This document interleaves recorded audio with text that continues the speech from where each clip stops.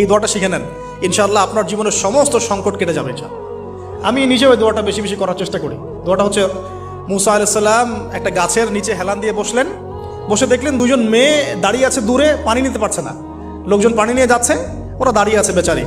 মুসা আলাইহিস সালাম গিয়ে বললেন, কি সমস্যা আপনাদের? তারা বললেন যে আমাদের বাবা অনেক বৃদ্ধ মানুষ, আমরা পানি নিতে পারি না যতক্ষণ না আমাদের কম পানি নিয়ে চলে যায়।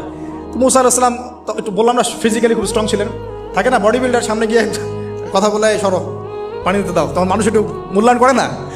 তো মুসা আলাইহিস সালাম এভাবে পানি নিয়ে দিলেন এবং বাছুরদেরকে পানি পান করালেন, করিয়ে গাছের নিচে এসে বসে আছেন। বসে বসে তিনি দোয়া করছেন, এই যে দোয়াটা তিনি দোয়া করছেন, রব্বি, একটা নেক কাজ করলেন, নেক কাজ করলেন না, মানুষের উপকার করলেন, নেক কাজ করে এসে গাছের নিচে বসে দোয়া করছেন, আল্লাহ এখানে তো আমার খাবার পানি বাসস্থান কিছুই নাই, আমি কি করব? রব্বি ইন্নি লিমা আনজালতা ইলাইয়া মিন খায়রিন ফাকির, রব্বি ইন্নি লিমা আনজালতা ইলাইয়া মিন খায়রিন ফাকির।